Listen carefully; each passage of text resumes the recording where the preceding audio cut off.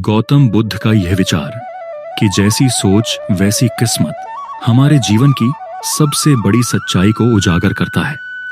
उन्होंने कहा कि हमारे विचार हमारे जीवन का दर्पण होते हैं। जैसा हम सोचते हैं वैसा ही हमारा जीवन बनता है। यह सिद्धांत न केवल आध्यात्मिक दृष्टिकोण से बल्कि वैज्ञानिक रूप से भी सत्य साबित होता है।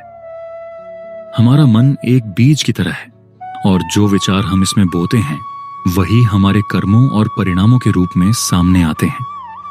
अगर हम सकारात्मकता, आत्मविश्वास और आशा का बीज बोते हैं तो हमारा जीवन सफलता, सुख और शांति से भर जाता है। लेकिन अगर हम नकारात्मकता, असफलता और भय का बीज बोते हैं तो यही चीजें हमारी जिंदगी को घेर लेती हैं।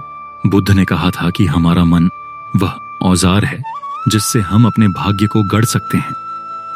यह औजार दो धारी तलवार की तरह है। यह हमें ऊंचाइयों पर ले जा सकता है या हमें गहराइयों में धकेल सकता है। यह पूरी तरह इस पर निर्भर करता है कि हम अपने विचारों को किस दिशा में ले जाते हैं।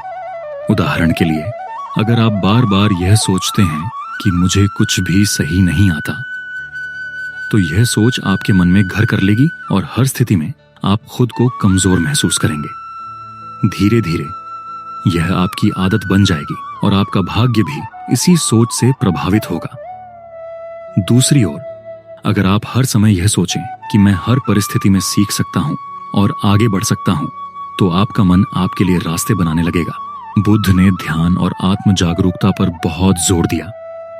उन्होंने कहा कि हमारा मन हमेशा एक विचार की तलाश में रहता है। यदि हम इसे अनियंत्रित छोड़ देते हैं तो यह अक्सर नकारात्मकता और भय की ओर आकर्षित होता है। लेकिन यदि हम इसे ध्यान और अनुशासन के माध्यम से नियंत्रित करें तो यह सकारात्मकता, शांति और सफलता की ओर बढ़ता है। उन्होंने ध्यान को अपने विचारों को शुद्ध और नियंत्रित करने का सबसे शक्तिशाली तरीका बताया।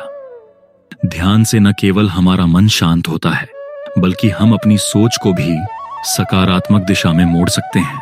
गौतम बुद्ध ने यह भी कहा था कि हमारी सोच केवल हमारे लिए ही नहीं बल्कि हमारे आसपास के लोगों और पूरे समाज पर भी प्रभाव डालती है। अगर हम अपने मन में नकारात्मकता रखते हैं तो यह ऊर्जा हमारे आसपास के माहौल में भी फैलती है। लेकिन अगर हम सकारात्मक सोचते हैं तो यह हमारे परिवार, दोस्तों और समाज को भी प्रेरित करती है। उन्होंने कहा कि हमारी सोच केवल एक विचार नहीं बल्कि एक ऊर्जा है जो ब्रह्मांड में कंपन पैदा करती है। यह ऊर्जा वैसी ही चीजों को आकर्षित करती है जैसी हमारी सोच होती है। उदाहरण के तौर पर, यदि कोई व्यक्ति सोचता है कि दुनिया में अवसरों की कमी है तो वह हर जगह सिर्फ मुश्किलें और बाधाएं देखेगा।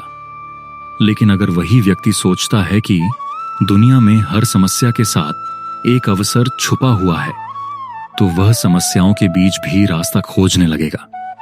यह ठीक वैसा ही है जैसे काले बादलों के बीच भी सूरज की एक किरण रोशनी फैलाती है।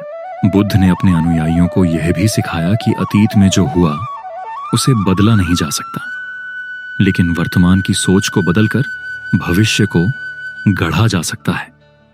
उन्होंने कहा कि हमें अपने विचारों की जड़ तक जाना चाहिए और यह समझना चाहिए कि कौन से विचार हमारे लिए लाभदायक हैं और कौन से हानिकारक। उन्होंने यह भी सिखाया कि नकारात्मक सोच को कैसे दूर किया जाए। इसके लिए ध्यान, सकारात्मक आदतें और प्रेरणादायक लोगों का साथ सबसे ज्यादा मददगार होता है। तो सवाल यह है कि क्या आप अपनी सोच को अपने पक्ष में इस्तेमाल कर रहे हैं या यह आपके खिलाफ काम कर रही है। याद रखें, जैसी सोच वैसी किस्मत केवल एक कथन नहीं बल्कि एक जीने का तरीका है। अगर आप अपनी सोच को बदलने का अभ्यास करें तो आप अपनी किस्मत को भी बदल सकते हैं। यह एक दिन में नहीं होगा, लेकिन अगर आप हर दिन अपने विचारों पर ध्यान देंगे तो धीरे धीरे आपका जीवन बदलने लगेगा। सोच को सकारात्मक बनाएं, अपने मन को अनुशासित करें और अपने जीवन को वैसा ही बनाएं जैसा आप चाहते हैं। अंत में यह समझ लें कि आपकी किस्मत आपके हाथ में है और इसे गढ़ने की चाबी आपकी सोच है। अब फैसला आपके हाथ में है। क्या आप अपने विचारों की शक्ति को पहचान कर अपनी किस्मत को बदलना चाहेंगे या इसे ऐसे ही नकारात्मकता के हवाले छोड़ देंगे। बुद्ध के शब्दों को याद रखें और अपने जीवन को सकारात्मक सोच के माध्यम से एक नई दिशा दें।